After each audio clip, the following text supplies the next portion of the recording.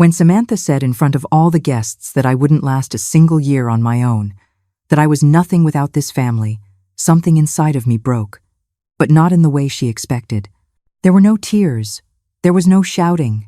There was only a cold clarity, like when ice cracks and you can see the dark water underneath. The guests were laughing. A few were recording on their phones, and I just smiled. That smile must have looked strange to them, because a few of them stopped laughing. I looked my daughter-in-law straight in the eye and said with a calmness I didn't even know I possessed, "Why wait a year? I'm leaving now." The silence that followed was so heavy I could feel it in my bones. I turned around, grabbed my purse from the cream-colored sofa, and walked toward the door without looking back. Every step sounded like a thunderclap in that room, full of people who suddenly didn't know where to look. That night, as I packed my things in the room that had been mine for 3 years, my phone vibrated. It was a text from Michael, my son. When I read it, the air left my lungs. But I'm getting ahead of myself. Let me tell you how I got to that moment, because every humiliation has a beginning, and mine started long before that party.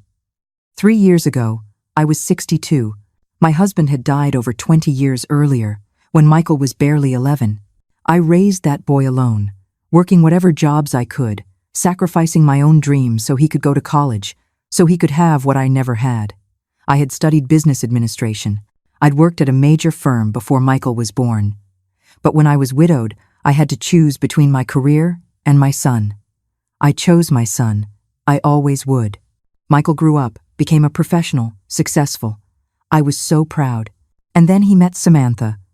She appeared in our lives like a storm disguised as a breeze. Pretty, elegant, with that way of speaking that makes people think you know more than you really do. At first, I found her charming. How foolish I was. Michael was dazzled. They were married 6 months after they met. The wedding was in a huge ballroom, with flowers that cost more than $10,000.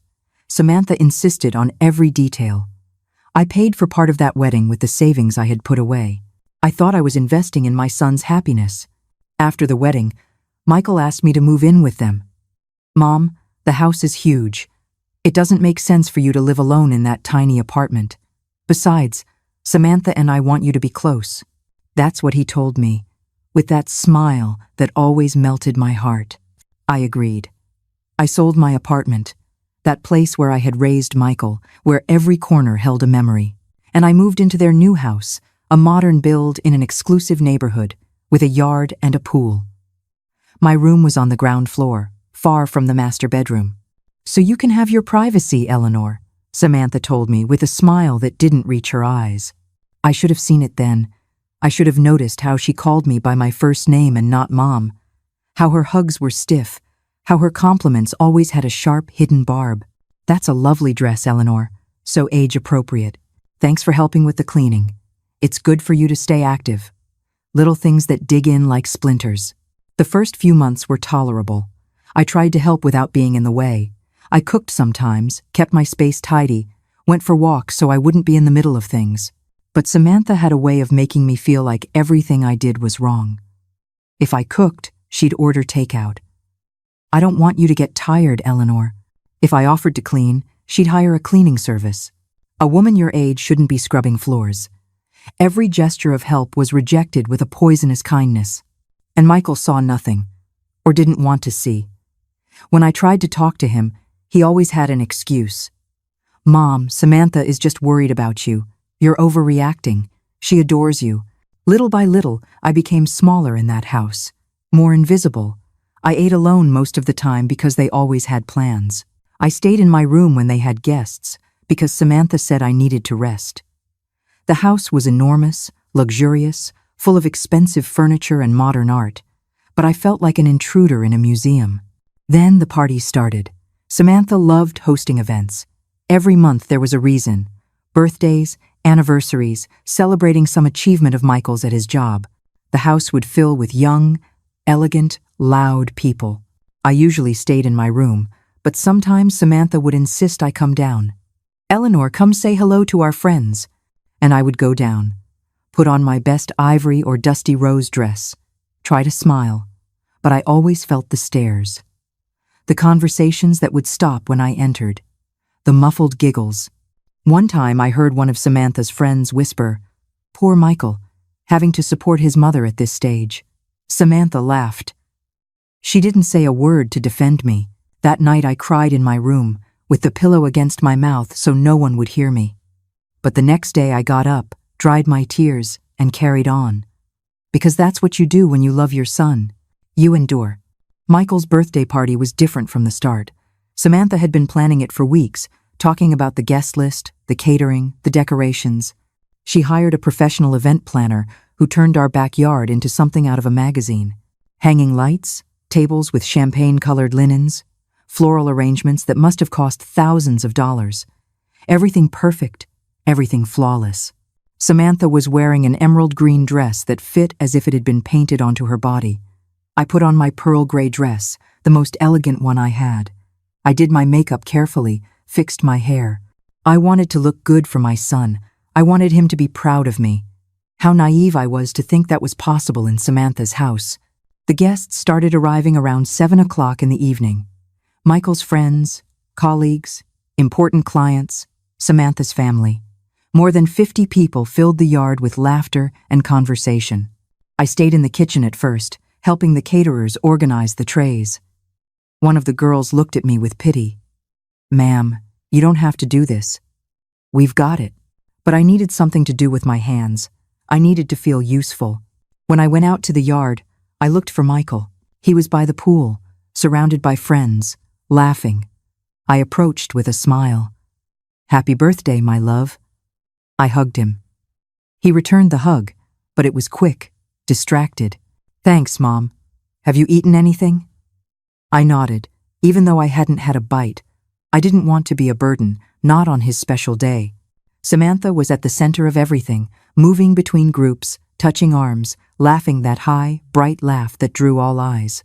She was the kind of woman who lights up a room when she enters, but also darkens it for everyone else. I tried to chat with some guests. An older couple, friends of Samantha's family, were polite to me. We talked about the weather, the food, about nothing important. But I noticed them looking over my shoulder, as if searching for an excuse to get away. After a few minutes, they excused themselves. I was left alone by a table, holding a glass of wine I didn't want to drink, feeling like a piece of furniture someone forgot to move. Then I heard my name. It was coming from the group where Samantha was, near the bar. I drifted closer without thinking, believing they were calling me. But they weren't. They were talking about me. Samantha had her phone in her hand, showing something to her friends. "It's unbelievable," she was saying with that sweet voice she used when she wanted to sound compassionate. "Michael is so good to her. He keeps her here, gives her everything, and she doesn't even appreciate how lucky she is." One of her friends, a thin woman with lip fillers, nodded. "It must be so hard for you, Samantha, having to share your space like that." Samantha sighed, and in that sigh was something that chilled my blood. It was fake, completely fake. "I just hope Michael realizes it someday. She can't take care of herself. Without us, without this family, she has nothing. Absolutely nothing." I stood paralyzed behind a group of people, unintentionally hidden. No one had seen me.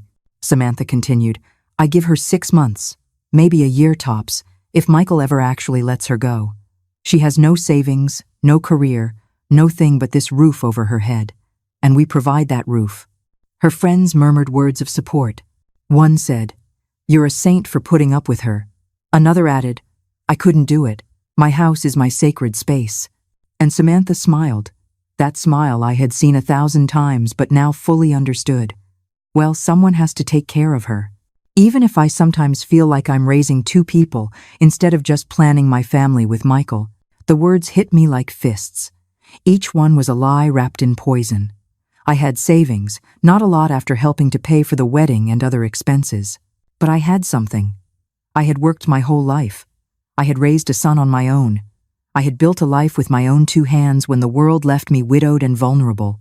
And this woman, this girl who had only come into our lives 3 years ago, was reducing me to nothing in front of strangers. She was turning me into a convenient lie for her narrative. I wanted to scream. I wanted to walk over there and confront her in front of everyone. But something stopped me. Maybe it was pride. Maybe it was the fear of ruining Michael's party. Or maybe it was a wiser part of me that knew anything I said would be used against me. I walked away without a sound, moving to the other side of the yard where there were fewer people. I sat on a bench under a tree, trying to breathe, trying to process what I had just heard. My hands were shaking. I looked at the house, that enormous house where I lived but that had never been mine. I looked at the people laughing and drinking, oblivious to the pain unfolding in the dark corners of the party. And I looked at my son, my Michael, the boy I had raised, whom I had loved more than my own life, surrounded by friends who had probably heard the same lies about me. How long had Samantha been doing this? How many times had she painted this picture of me as a burden, as someone pathetic who couldn't survive without charity? The anger began to grow. It wasn't a hot, explosive anger. It was cold, calculating, like ice spreading through my veins. I got up from the bench. I walked back toward the party with my head held high. If Samantha wanted to play this game, if she wanted to make me her favorite victim, then so be it. But she was about to find out that women from my generation didn't survive this long by being weak. We survived by being smart. I spent the next hour watching, really watching, not as the invisible mother-in-law trying not to be in the way, but as someone who had finally opened her eyes. I saw how Samantha touched every guest's arm when she spoke, how she tilted her head with false modesty when they paid her compliments. I saw how she controlled the flow of the party, directing conversations, moving people around like pieces on a chessboard. And I saw how, every time someone mentioned Michael, she made sure to be at the center of that story. We just closed a huge deal. We're thinking of buying a beach property. Our life is so blessed. Our. As if Michael were an extension of her and not his own person. Then it was time for the cake. A 3-tier cake decorated with gold details that must have cost over $500. Samantha called everyone to the center of the yard. The lights dimmed, and someone brought out the cake while we all sang Happy Birthday. Michael was beaming, surrounded by love and attention. Samantha was plastered to his side, her arm wound through his like a vine. When we finished singing, Michael blew out the candles. Everyone clapped, and then Samantha picked up a glass and lightly tapped it with a spoon. The tinkling sound made everyone quiet down. "I'd like to say a few words," she announced with that melodious voice she used for presentations. Everyone looked at her expectantly. She smiled, looking at Michael with adoration. 3 years ago, I met the man of my dreams. And not only did I gain a wonderful husband, but a family too. She paused dramatically. Some guests murmured sweet words. I was standing at the edge of the circle, half hidden behind other people. And part of that family, Samantha continued, and her gaze slid over to me, is Eleanor, Michael's mom. The way she said my name made something in my stomach twist. It didn't sound affectionate. It sounded like she was introducing a problem that needed to be discussed. Eleanor lives with us, she went on, and now several faces turned toward me. Some with curiosity, others with that uncomfortable pity people reserve for difficult situations. And it has been quite an experience. An adventure, I'd say. Nervous laughter. My heart started to beat faster. What was she doing? Michael was looking at her with a confused smile, not understanding where this was going. Samantha took a sip of her drink. But lately, I've been thinking, I've wondered what would happen if Eleanor had to fend for herself. You know, if she had to live alone, manage her own expenses, her own life. The yard had gone completely silent. I could feel my face burning, but I couldn't move. It was like being trapped in a nightmare where you scream, but no sound comes out. And honestly, Samantha said, and now her voice had that tone of fake concern that made her sound generous when she was being cruel, I doubt she could live on her own for more than a year. Maybe not even that. Some people looked down. Others exchanged uncomfortable glances. But there was a group, Samantha's friends mostly, who smirked. One of them even took out her phone and started recording. I'm not saying it to be mean, my daughter-in-law continued. I'm just telling the truth. Eleanor has nothing without this family, without Michael, without us. She has no career, no real resources, no independence. It's just a reality. The silence that followed was brutal. I could hear the buzz of insects in the garden, the water in the pool shifting softly, the distant sound of traffic on the street. and I could feel every pair of eyes on me.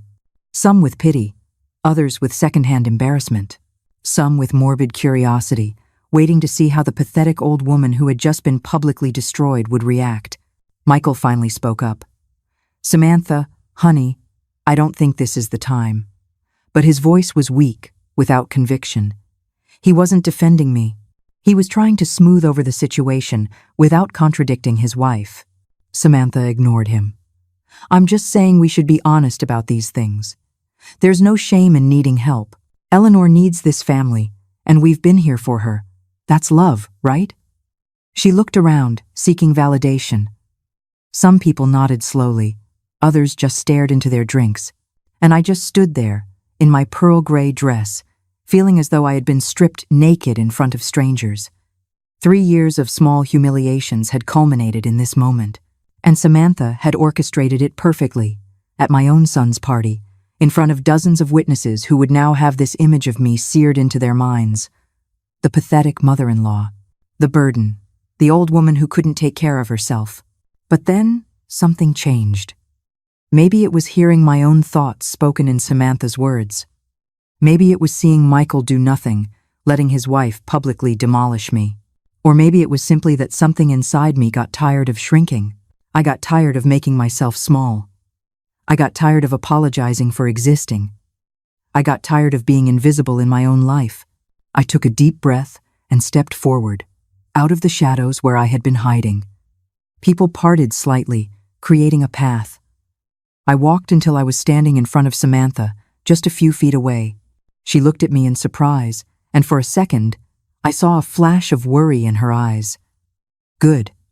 Let her worry." "You're right, Samantha," I said. My voice came out steady, clear, louder than it had sounded in months. "You're absolutely right." She blinked, confused. This wasn't what she expected. She probably expected tears, a scene, something she could use to paint me as hysterical. "I doubt I could live on my own for a year depending on this family," I continued. I paused, letting the words hang in the air. Several phones were recording now. Perfect. Let them record this too. "Because this family," I said, and I looked around the yard at all those curious faces, "is not my family. Not anymore." I looked at Michael. My son, my baby, the boy I had held in my arms, whom I had comforted through nightmares, whom I had raised to be a good man. He was staring at me with his mouth slightly open, not understanding. "Why wait a year?" I asked, and now I smiled. It wasn't a sad or bitter smile. It was a calm smile, filled with a cold clarity I didn't even know I possessed. "I'm leaving now." The entire yard seemed to hold its breath. Samantha let out a nervous laugh. "Eleanor, don't be dramatic. You're misunderstanding." I didn't interrupt her. My voice remained calm, but there was steel in it. "I understand perfectly. And you're right about one thing. It's time for me to find out who I am without you. Thank you for the clarity." I turned around. I didn't run. I didn't flee. I walked with my back straight, my head high, each step measured and deliberate. I could feel the stairs burning into my back. I heard murmurs, the sound of someone saying my name, but I didn't stop. I entered the house through the kitchen door. The caterers moved aside, their faces showing shock and something that might have been respect. I went to my room and closed the door. Only then did my hands start to shake. I sat on the edge of my bed, looking at the room that had been my world for 3 years. The cream-colored walls, the closet where my modest clothes hung, the small dresser with the photos of Michael when he was a little boy. Photos I had framed, that I had cherished. Memories of a time when he was mine, when I was enough for him. My hands were still shaking, but my mind was strangely clear, as if a fog that had been covering me for years had finally lifted. I could hear the party continuing outside, quieter now, the laughter forced, the music. Life went on for all of them. But for me, something had ended, and something else was about to begin. I stood up and pulled my suitcase from the closet. It was old, bought over 15 years ago, but it was still functional. I began to pack methodically. Underwear, blouses, pants, the 2 good dresses I had, my comfortable shoes, my toiletries. I didn't have much. I'd never had much, but what I had was mine, earned with my work, with my effort. As I was folding a peach-colored blouse, I heard footsteps in the hall. Someone knocked softly on the door. Mom. It was Michael. Of course it was Michael. My heart squeezed painfully in my chest. For a moment, I considered not opening it, considered leaving him out there, wondering, feeling even a fraction of the abandonment I had felt all night. But I couldn't. He was still my son. He still carried my blood. I opened the door. He was standing there in his wrinkled white shirt, his hair disheveled, his eyes worried. Mom, please, don't do this. Don't do this. As if I were the one creating the problem. As if I were the one who had publicly humiliated someone. What exactly shouldn't I be doing, Michael? I asked. My voice sounded tired even to my own ears. He walked into the room without an invitation, saw the open suitcase on the bed. Panic crossed his face. You can't just leave like this. Samantha didn't mean it like that. She was just... You know how she is. Sometimes she speaks without thinking. She speaks without thinking, I repeated. The words sounded hollow. Michael, she spent weeks planning that party. Every detail was perfect. Do you really believe what she said was an accident? He ran his hands through his hair, frustrated. Okay, so maybe she crossed a line.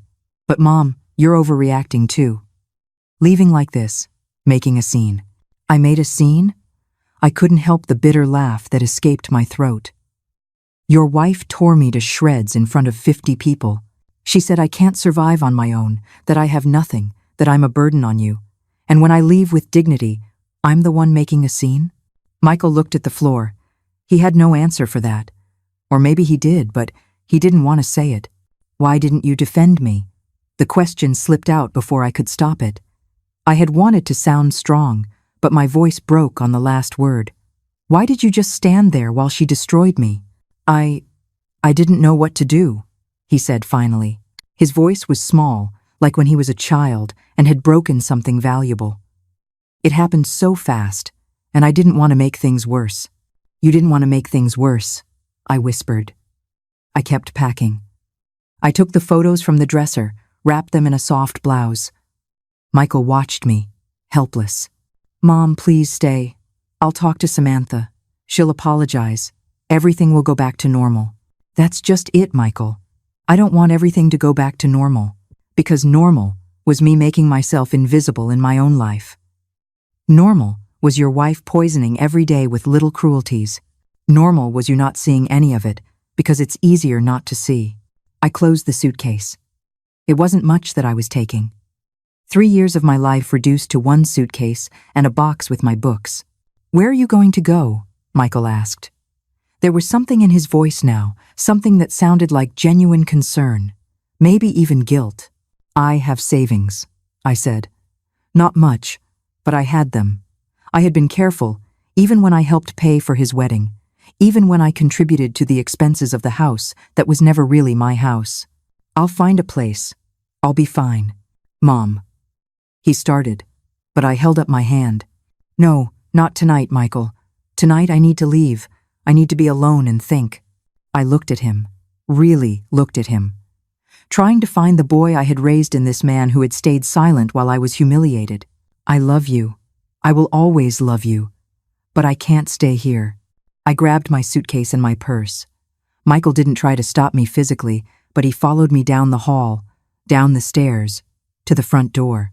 The party was still going on in the yard, though quieter now. Everyone was probably gossiping about what had happened, creating their own versions of the story.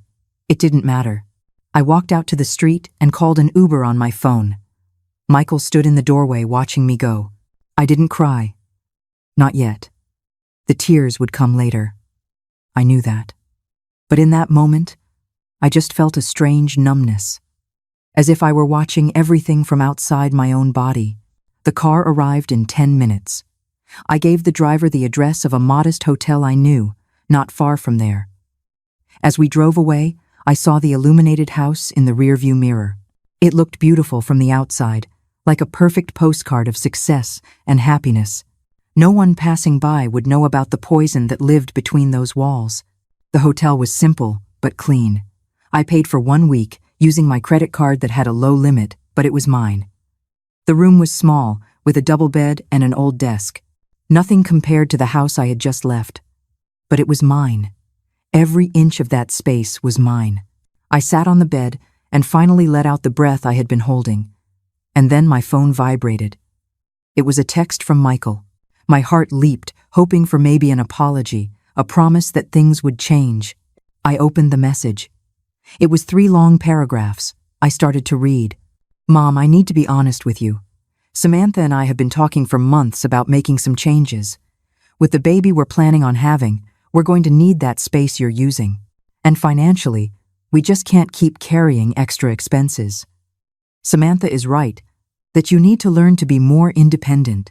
I already spoke to the lawyer and had you removed from the will and the house deeds. It was something we should have done a while ago. I don't want you to think this is about tonight. It's just that we need to focus on our future as a couple. I hope you understand. You'll always be my mom, but I have my own family now." I read the message 3 times. Every word was a knife. The baby they were planning, the changes they had been discussing for months, removed me from the will, from the house deeds. It was all already planned. Tonight's humiliation hadn't been an impulse. It had been the final push to get me out of their lives permanently. And Michael had allowed it. No, more than that, Michael had actively participated. He had gone to a lawyer. He had signed papers. He had erased my name from his future. My son, the boy I had raised alone, who had been my reason for living for 25 years, had just eliminated me from his life with a text message. The phone fell from my hands onto the bed. I stared at the white hotel wall, not really seeing anything. And then, for the first time all night, I cried. I cried for the son I had lost. I cried for the years I had sacrificed. I cried for the woman who had been foolish enough to think that unconditional love was enough. I cried until there were no tears left, until my throat ached and my eyes were swollen. I cried until the sobs turned into anger, and that anger, cold and brilliant as a diamond, turned into something else. It turned into determination, into clarity, into power. If they wanted to see me fall, if they expected me to crumble, to beg them to let me come back, then they were in for a surprise. Because Eleanor Thompson had died tonight in that backyard, and the woman being born in this cheap hotel room was someone else entirely. She was someone who had forgotten just how strong she could be. I woke up the next day with swollen eyes and a dry throat, but with a mental clarity I hadn't felt in years. The sunlight streamed through the hotel window, illuminating the simple room that was now my temporary home. I looked at myself in the bathroom mirror. The woman looking back at me was 65 years old, wrinkles around her eyes, graying hair that I had always been ashamed of. But there was something different in that gaze. There was fire. I washed my face, combed my hair, and put on clean clothes. Then I took out my old laptop, the one I'd bought years ago and barely used because Samantha always commented on how outdated it was. I powered it on and started making a list. Not an emotional list of complaints or regrets. A practical, strategic list of resources and possibilities. First, my savings. I had approximately $23,000 in my bank account. It wasn't a fortune, but it wasn't nothing, either.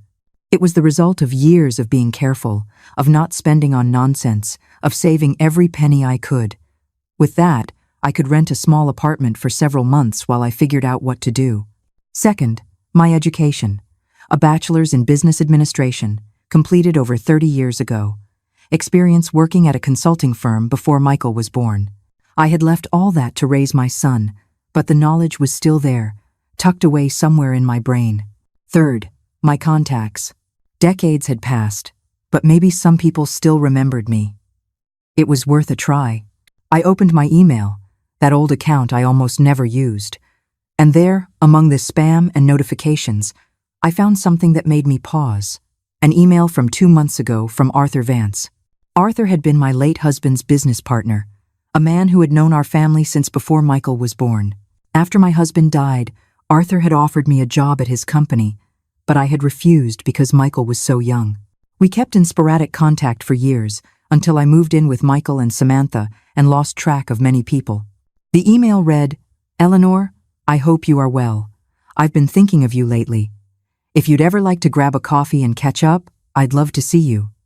I've always admired your mind for business. All the best, Arthur. I stared at that email for a long time. 2 months. It had arrived 2 months ago, and I had never seen it because I'd stopped checking my email regularly. Samantha always said I didn't need to be glued to technology, that I should enjoy my retirement.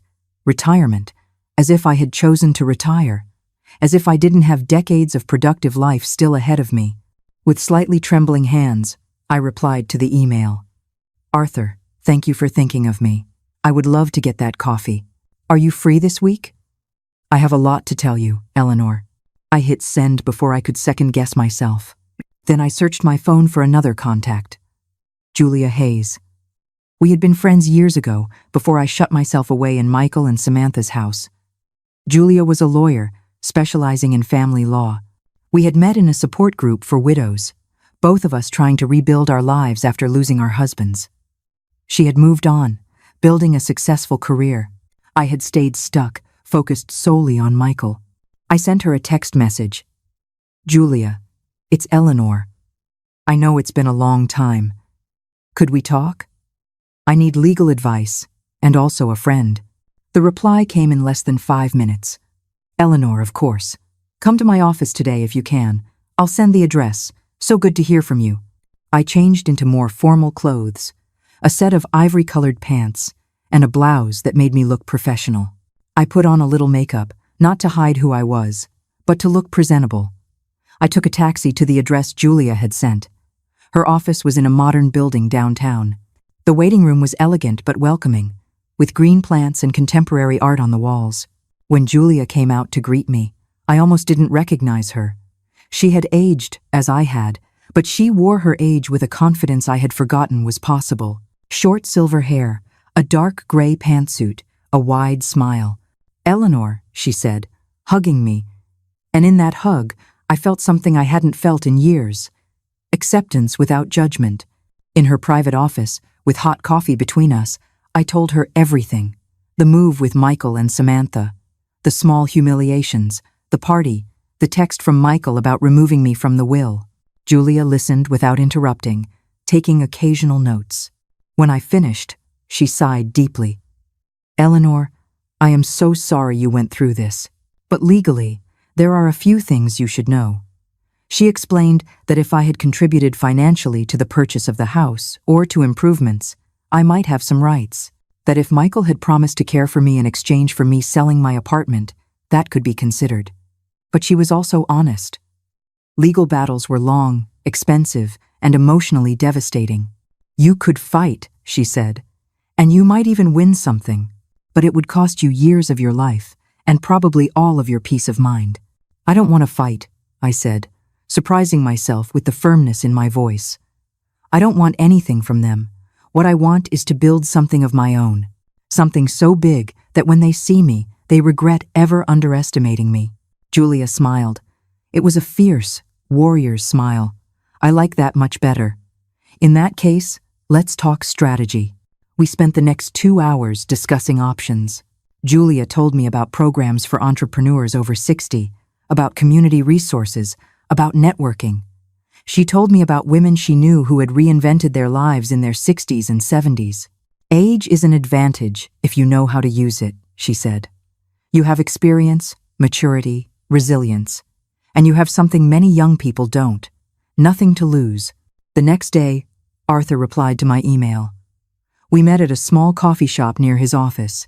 When I walked in, he was already there, waiting. Arthur was 70, with completely white hair, but the same kind eyes I remembered. He stood up when he saw me and gave me a hug. Eleanor, how long has it been? We sat down and ordered coffee. He asked about Michael, and I felt the urge to lie, to say everything was fine. But I was tired of lying. I told him the truth. Not all of it, not the most painful details, but enough. He listened with a serious expression. That boy is a fool, he said finally. His father would be ashamed. The words hit me with an unexpected force. It was true. My husband had been a good, hard-working man who valued loyalty and respect. If he could see what Michael had done. But I don't want to talk about Michael, I said, straightening my back. I want to talk about me. Arthur, I need a job. I need a chance to prove I still have value. He looked at me intently. Eleanor, you have always had value. Your husband used to talk constantly about your vision for business. He said you were a better analyst than half our team. He grew thoughtful for a moment, sipping his coffee. I have a proposal. I'm starting a new division in my company. Specialized consulting for businesses that want to reach the senior market. It's a sector that's growing exponentially, but most companies don't know how to talk to that audience. I need someone who understands that demographic from the inside. Someone smart, with life experience, who can develop authentic strategies. My heart began to pound. A job. I'm offering you a partnership, he corrected. Not as an employee, as an independent consultant. You would develop your own methodology, your own programs. I would give you access to my network of clients and resources. We'd split the profits. It would be your own business, but with the backing of my infrastructure while you build it. I couldn't believe it. Yesterday I was crying in a hotel room. Today someone was offering me the chance to rebuild my professional life. Why? I asked. I needed to know. Why would you do this for me? Arthur smiled. Because I owe it to your husband. Because I believe in you. And because honestly, I think you are going to make this division extremely successful. This isn't charity, Eleanor. It's business. You have something I need. Authentic knowledge and a passion to prove your worth. He extended his hand. What do you say? Ready to get back in the game? I looked at his outstretched hand. I thought of Samantha saying I wouldn't last a year on my own. I thought of Michael erasing me from his life with a text. I thought of all those years of making myself small, invisible, insignificant, and then I shook Arthur's hand firmly. Ready, I said. And for the first time in years, I really was. The first 3 months were brutal, not because the work was hard, but because I had to relearn who I was without the identity of the selfless mother, without the role of the invisible mother-in-law. I rented a small 1-bedroom apartment in a quiet neighborhood. It wasn't luxurious, but it had big windows that let in the sunlight and a balcony where I could have coffee in the mornings. It was mine. Every piece of furniture I bought, every plate, every towel, was my choice. For the first time in decades, no one was telling me my taste was outdated or inappropriate. I bought a used but solid desk, an ergonomic chair, and turned the corner of my living room into an office. This was where my new future would be born. Arthur kept his word. He connected me with my first client the second week, a chain of gyms that wanted to attract adults over 55 but didn't know how without sounding condescending. I sat down with their marketing directors, all in their 20s with prestigious degrees and zero understanding of their target audience. They looked at me with that mix of curiosity and skepticism reserved for older people in the corporate world. Eleanor, one of them started. A guy with thick glasses and a carefully scruffy beard. We appreciate you being here, but our brand is very modern. We don't want to alienate our younger audience. I smiled. It was the same smile I had used on Samantha that night in the yard. Calm, full of knowledge they didn't possess. Let me explain something to you, I said, opening my laptop where I had prepared a presentation.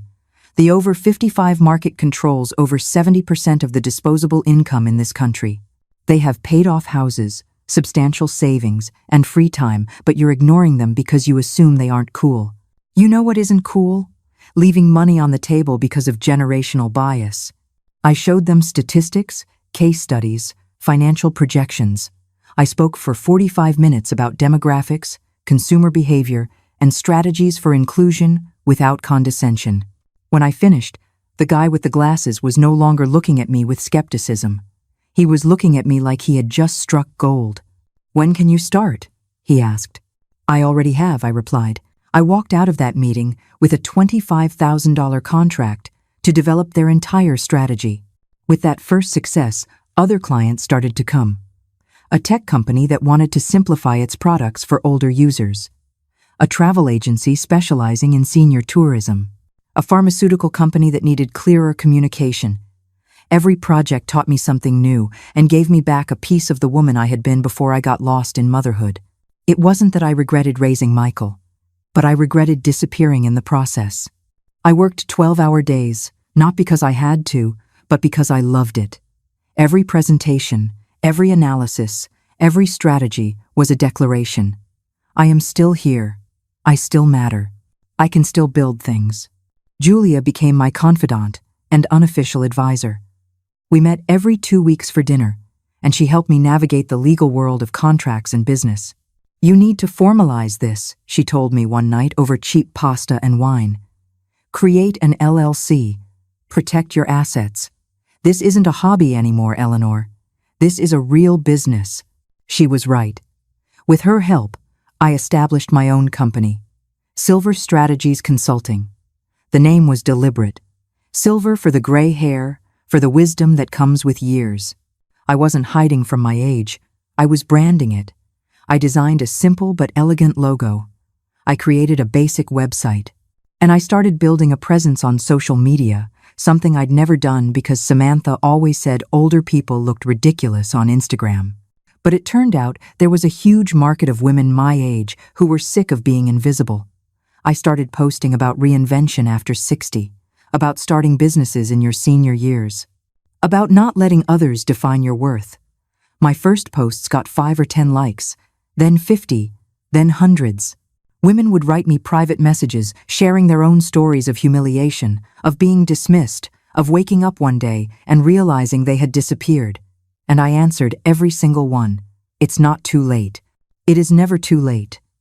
I am 65, and I am just getting started. My words resonated because they were true. I wasn't selling a fantasy. I was living proof. 6 months in, my business was generating more money than I had earned in my entire previous life. I wasn't a millionaire, but I was comfortable. More than comfortable. I was able to move into a better apartment, in a building with security and a gym. I bought new clothes, not because the old ones were bad, but because I wanted to. Brightly colored dresses that Samantha would have said were inappropriate for my age. Elegant coats that made me feel powerful when I walked down the street.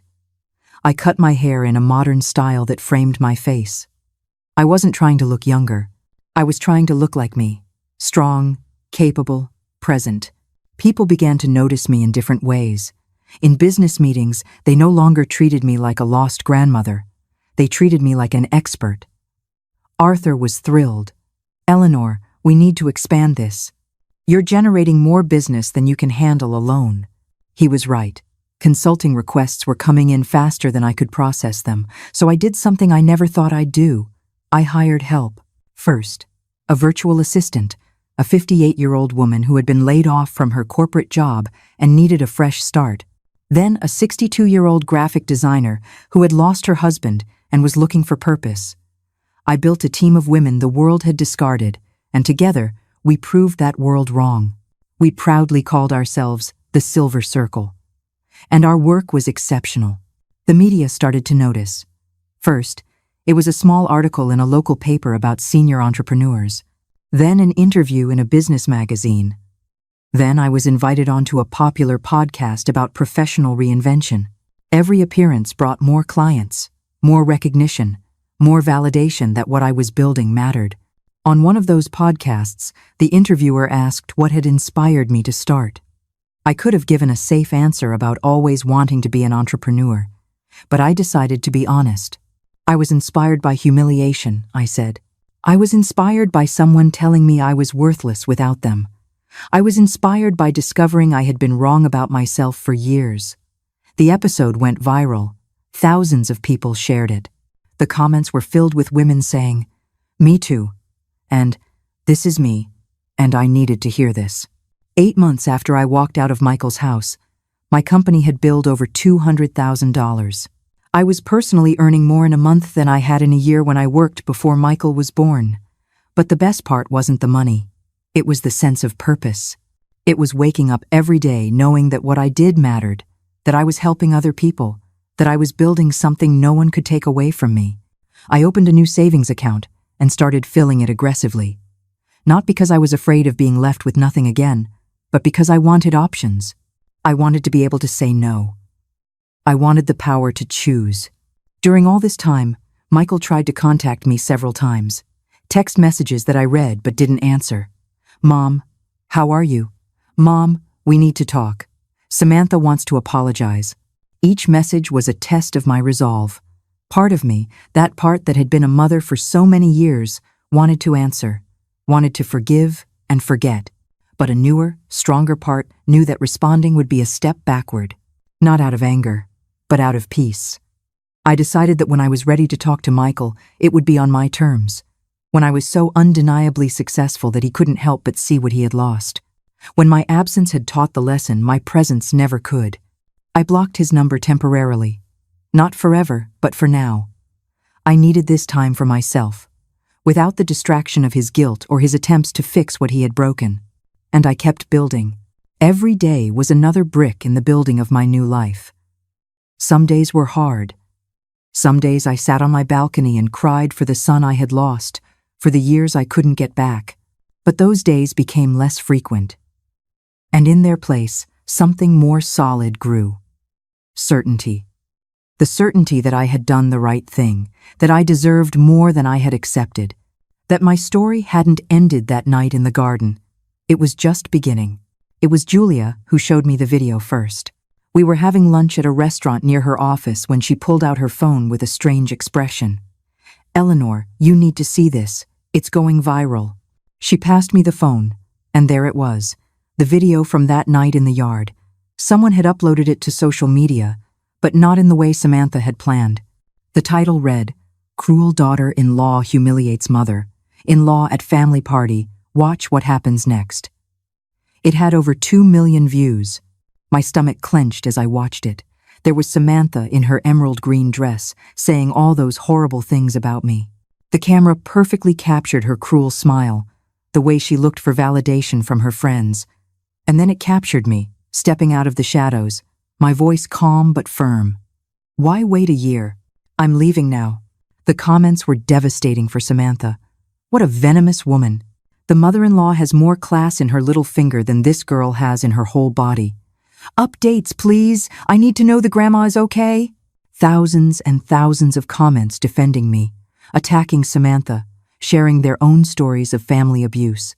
The video had clearly struck a nerve. It wasn't just about me. It was about all the older women who had been dismissed, belittled, made invisible, and people were furious. "I didn't know anyone had uploaded it," I said, handing the phone back to Julia with trembling hands. She nodded. It was one of the guests. Apparently, she felt so uncomfortable with what Samantha did that she decided to expose her. And it worked. In the following days, the video reached more platforms: TikTok, Facebook, Twitter, influencers shared it with their own commentary. Journalists began writing articles about ageism and emotional family abuse, using my story as an example. And then they started to find more. Former housekeepers who had worked for Samantha and Michael began to speak out. One of them, a woman named Maria, gave an interview to a popular blog. She talked about how Samantha treated her, yelling at her for minimal mistakes, withholding pay, making her work overtime without compensation. And the way she treated her husband's mom was worse, Maria said in the interview. "Mrs. Thompson was so kind, she always treated us with respect. But Samantha humiliated her constantly. She forbade her from entering certain parts of the house. She'd serve her leftovers while they ate fresh food. It was abuse." More women came forward with similar stories. A nanny Samantha had fired without notice. A florist Samantha had publicly accused of ruining an event when the mistake had been Samantha's. A pattern was emerging. Samantha was cruel to anyone she perceived as inferior or powerless to fight back. The brands Samantha worked with as an influencer began to distance themselves.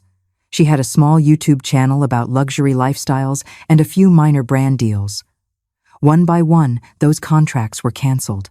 The companies issued statements saying their values did not align with abusive behavior. Samantha's YouTube channel lost thousands of subscribers in days. Her Instagram posts, which used to get thousands of likes, were now flooded with hundreds of negative comments. Abuser. Fake. Karma. I watched all of this from a distance, with complicated feelings. Part of me felt a dark satisfaction watching her world crumble. It was the justice I hadn't sought, but that the universe was delivering anyway. But another part of me, the part that was still a mother, worried about Michael. Because if Samantha was falling, he would fall with her. And then I got a text from an unknown number. It was Chris, Michael's best friend from college. Mrs. Thompson, I need to talk to you. It's about Michael, please. I hesitated, but finally agreed to meet him at a neutral coffee shop.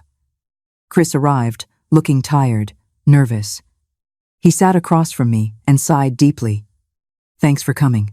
I know the family has treated you terribly. What's wrong with Michael? I asked, getting straight to the point. Chris stared at his coffee. He's a wreck. The video, the public exposure, it's all affecting his job. His clients are questioning him. But that's not the worst part. He paused. He found out Samantha has been lying to him about a lot of things. Finances, mainly. She spent over $60,000 in the last 6 months on things she hid: clothes, beauty treatments, even a sports car she bought in her sister's name but that she drives. Michael thought they were saving for the baby they were supposedly trying to have. But it turns out Samantha never wanted kids. It was just another lie to keep him under control. The cold anger I had felt that night returned.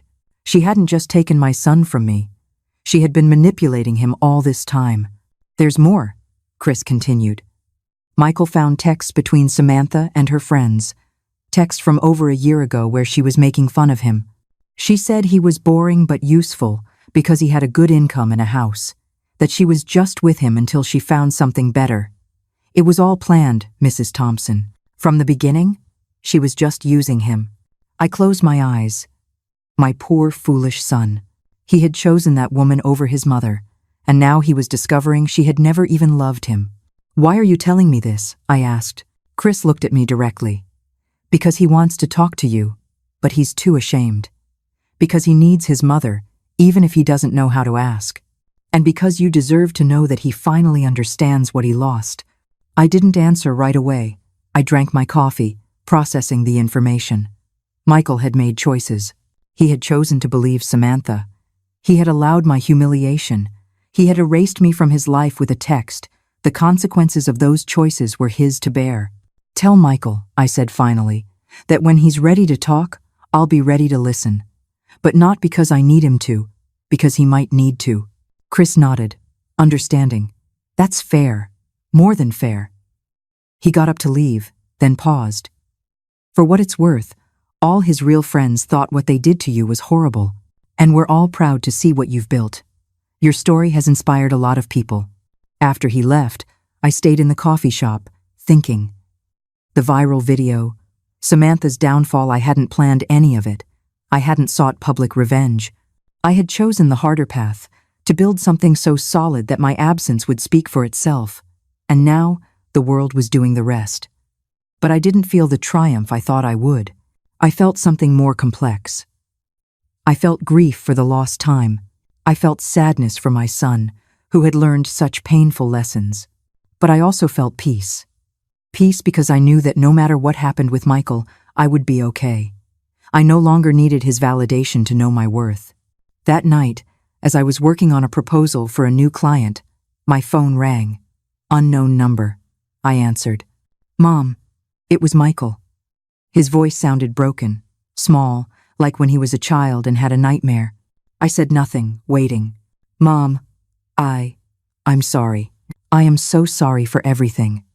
You were right about Samantha. You were right about everything. I was an idiot. I was a terrible son, and I understand if you never forgive me, but I needed you to know. I'm sorry. Tears began to roll down my cheeks, but my voice came out firm. Michael, I appreciate your apology, but I can't have this conversation right now. I need time. I've built a new life, and I need to protect my peace. When I'm ready, I will let you know. I understand, he said, his voice cracking. I want you to know I'm proud of you. I saw your company. I read about your success. You're amazing, Mom. You always were, and I was too blind to see it. Goodbye, Michael, I said softly. I hung up before he could answer. I sat in my home office, in the apartment I had built with my own money, surrounded by the evidence of my success. And I cried. I cried for what had been. I cried for what could have been, but I also smiled, because I had survived. Not just survived, I had flourished, and that no one could take away from me.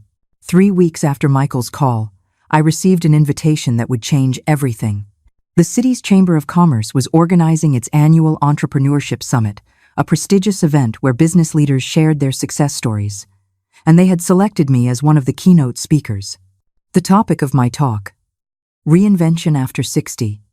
It's never too late to start. When I read the invitation, my hands trembled. Speaking in front of 300 people in a corporate auditorium, being on a stage under bright lights, sharing my story with strangers who would judge me, analyze me, measure me. The old Eleanor would have declined immediately. She would have said she wasn't qualified, that someone else deserved the honor. But I wasn't the old Eleanor anymore. I accepted the invitation. I spent 2 weeks preparing my presentation. Not just the business technicalities, but the emotional story behind it. Julia helped me rehearse, sitting in my living room as I practiced over and over. "You need to mention the humiliation," she told me during one rehearsal. "It's the most powerful part. It's what makes your story real." I had been avoiding that detail, not wanting to seem victimized or bitter. But she was right. The humiliation was the catalyst. Without it, there would have been no transformation. "You don't have to name names," Julia continued. "But people need to understand where you came from to appreciate how far you've come." So I rewrote entire sections, adding the raw truth of that yard, of that text message, of that night in the cheap hotel, crying myself to sleep. The day of the event arrived, overcast and cool. I put on a wine-colored pantsuit I had bought specifically for the occasion, elegant but powerful. I did my makeup carefully, not to hide my age but to highlight it. I wanted every wrinkle to be seen. They were maps of survival, battle scars. I arrived at the convention center an hour early. The auditorium was enormous, with rows and rows of seats rising toward the ceiling. The stage had a giant screen and professional lighting. My stomach churned with nerves, but I took a deep breath. I had survived worse than a stage. Arthur arrived to support me, along with my small team from the Silver Circle. "You're going to be incredible," my assistant said, squeezing my hand. People began to fill the auditorium. Executives in expensive suits, young entrepreneurs with laptops, students taking notes. I was scheduled to speak after lunch, the prime spot when people are alert but relaxed. As I waited backstage, I checked my phone nervously. And then I saw it. A text from Chris. "Mrs. Thompson, Michael is here.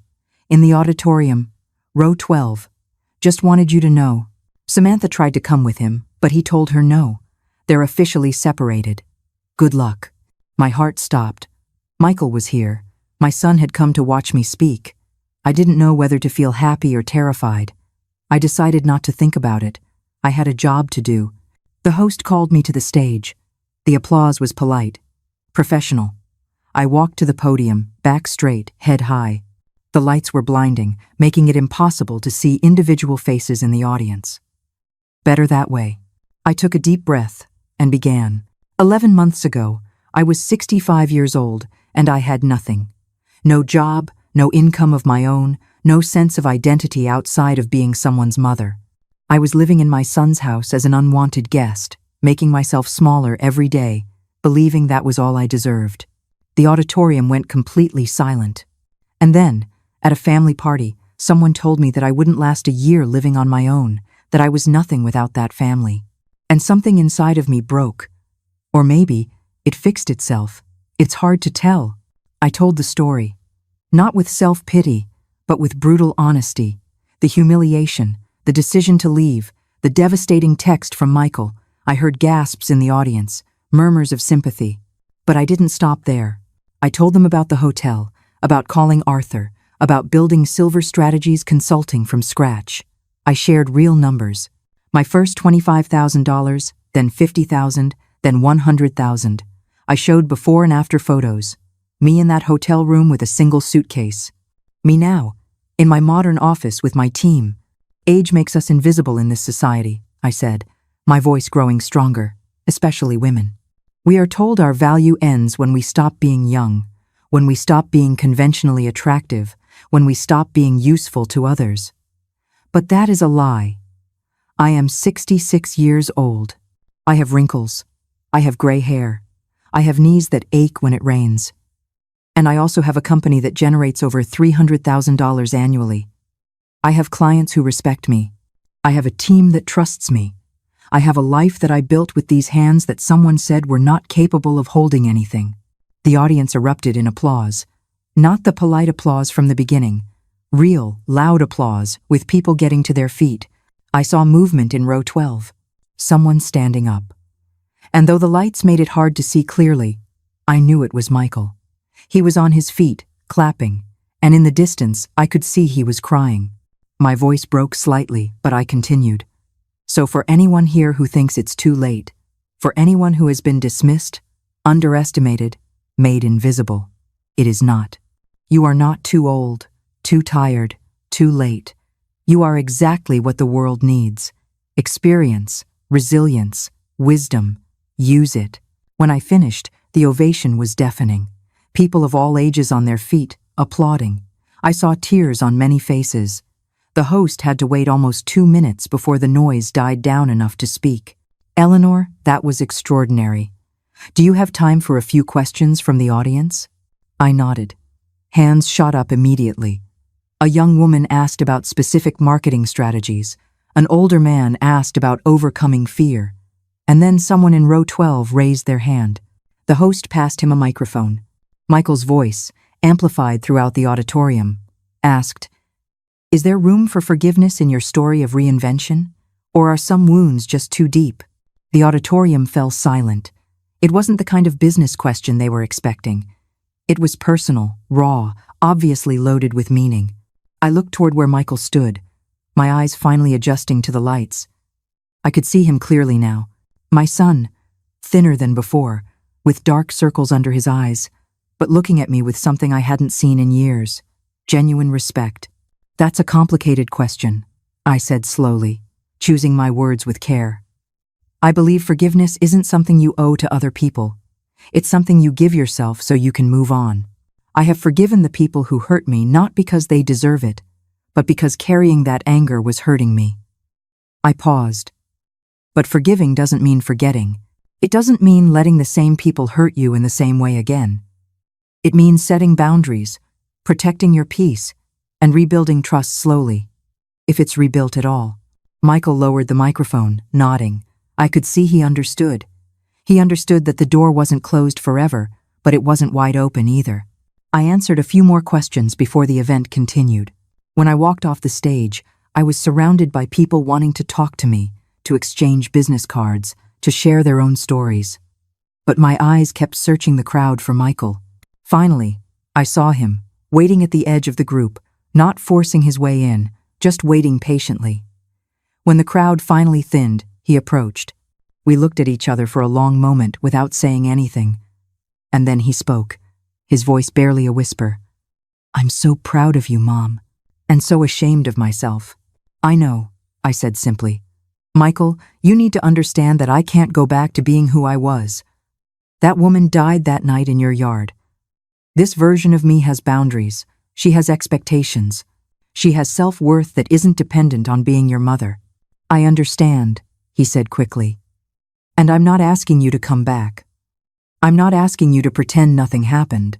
I'm just asking for a chance to get to know this new version of you, to rebuild something, even if it's different." I looked at him. "My son, my greatest love and my greatest sorrow. We can try," I said finally, slowly, "coffee once a month, to start. No promises, no expectations. Just two people learning to know each other again." Tears rolled freely down his face now. "Thank you, Mom. That's more than I deserve." "Yes," I agreed softly. "It is. Don't waste it."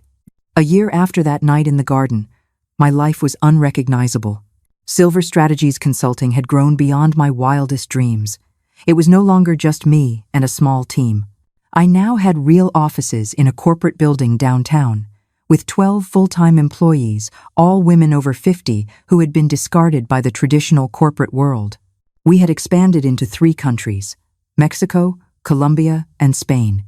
Contracts were coming in faster than we could process them. Fortune 500 companies wanted my expertise. Universities invited me to give lectures. My story had been featured in international business magazines, always with the same angle. the woman who turned humiliation into an empire. Money was no longer a concern. I had surpassed $1 million in annual revenue. I bought a beautiful apartment overlooking the city, the kind of place I used to look at in magazines, thinking it would never be for someone like me. I had art on the walls, elegant furniture I had chosen personally, a balcony where I drank coffee every morning watching the sunrise. But the best part wasn't the material things. It was the sense of solidity, of knowing that no one could take away what I had built, because I had built it myself with my intelligence, my hard work, my refusal to disappear. Every morning I looked in the mirror and saw a woman I liked, a strong woman, a woman who had survived and flourished. Michael and I had been seeing each other once a month, just as I'd promised. Awkward coffees at first, with long silences and careful conversations. But slowly, very slowly, something was growing. Not the mother-son relationship we had before, that had died and wasn't coming back. This was something new, something more honest. He told me about his divorce from Samantha, which had been brutal and public. She had fought for the house, for money she hadn't earned, using every manipulative tactic in her arsenal. But in the end, the truth had won. Michael kept the house, but he decided to sell it. "I can't live there," he told me at one of our coffees. "Every room has memories of how I treated you, of how I let her treat you." I didn't console him. That was his burden to carry, his lesson to learn. He told me how Samantha had tried to ruin him after the divorce, posting lies on social media, contacting his clients with fabricated stories. But the world already knew who she really was. The viral video had marked her permanently. Now she was working retail at a department store, an honest job, but a far cry from the luxury life she had planned. "I sometimes feel sorry for her," I admitted at one of our meetings. He looked at me, surprised. "How can you? After everything she did to you?" "Because she built her entire life on lies and manipulation. And when that building collapsed, she had nothing real underneath. I did. I had real skills, real experience, real strength. She never developed anything of her own. That's a sad way to live." Michael had been going to therapy, something he told me shyly, as if expecting me to mock him, but I encouraged him. "Good. We all need help processing our decisions, to understand why we do the things we do." He told me his therapist had helped him see patterns, how he had chosen Samantha because she was dominant and he wanted someone else to make decisions, how he had sacrificed his relationship with me because it was easier than confronting his wife. "I was a coward," he said at one of our last coffees. "Not just with you. In my whole life. I let other people decide for me, and then I was surprised when things went wrong." "Awareness is the first step," I told him, "but it only matters if you use it to change." He nodded, taking my words seriously in a way he never had before. And then the invitation arrived. The biggest business event of the year, a gala recognizing the most outstanding entrepreneurs of the year, and I was nominated. Not just nominated, I was told I was the favorite to win in my category. Business reinvention. The gala would be at the most exclusive hotel in the city. 500 guests. Media coverage. The kind of event where careers are changed. I was given 3 guest tickets. I invited Arthur, of course. Without him, none of this would have been possible. I invited Julia, my constant rock through this whole journey. And after thinking about it for a long time, I offered the 3rd ticket to Michael. "You don't have to go," I told him. "I understand if it would be uncomfortable." He looked at me with shining eyes. "Mom, I wouldn't miss this for the world." The night of the gala was bright and cold. I wore a long, champagne-colored gown that made me feel like royalty. I had let my hair grow out a bit, all silver gray now, no dye, and had it styled in an elegant updo. Simple but expensive jewelry I had bought for myself as a symbol of my success. When I arrived at the hotel with my team, the camera flashes surprised me. Reporters wanted interviews. "Mrs. Thompson, how does it feel to be nominated? What advice do you have for women who want to reinvent themselves? Your story has inspired millions. What's next for you?" I answered every question with grace, feeling the confidence flow through my veins. This was my night. I had earned it. The ballroom was spectacular. round tables with white linens and enormous floral centerpieces, an orchestra playing soft music, waiters circulating with champagne and appetizers. I sat at my table with Arthur, Julia, Michael, and some of my employees. They were all beaming, proud. During dinner, Michael leaned toward me. "Mom, there's something you need to know." His voice sounded nervous. My heart tightened. "Samantha is here. She managed to get an invitation somehow. She's at a table in the back. I just thought you should know before you saw her." I looked in the direction he indicated, and there she was. Samantha, in a black dress that had seen better days, sitting alone at a nearly empty table, scanning the room with a bitter expression. Our eyes met for a second. She looked small, diminished, as if all the venom she had carried inside had finally consumed her. I felt nothing. Not anger, not satisfaction, not triumph, just indifference. She no longer had any power over me. She was irrelevant to my story. I turned my back to her and continued my conversation with my table. Then it was time for the awards. Several categories were announced first: tech innovation, social entrepreneurship. Each winner went up to the stage to enthusiastic applause. And then my category arrived. The Business Reinvention Award recognizes an entrepreneur who has overcome significant adversity to build a successful business. This year, the nominees are. They read 3 names, including mine. My heart was beating so hard I thought everyone could hear it. And the winner is Eleanor Thompson, founder of Silver Strategies Consulting. The room exploded in applause. My table leaped to their feet, cheering. Michael had tears rolling down his face. Arthur hugged me tightly. "You did it," he whispered. "I always knew you would." I walked to the stage, my legs trembling, but my head high. The award was a beautiful crystal plaque, heavy in my hands. I stood at the microphone, looking out at 500 people, on their feet, applauding. I scanned the crowd for Samantha. She was sitting, alone at her table, staring at me with an expression I can only describe as absolute defeat.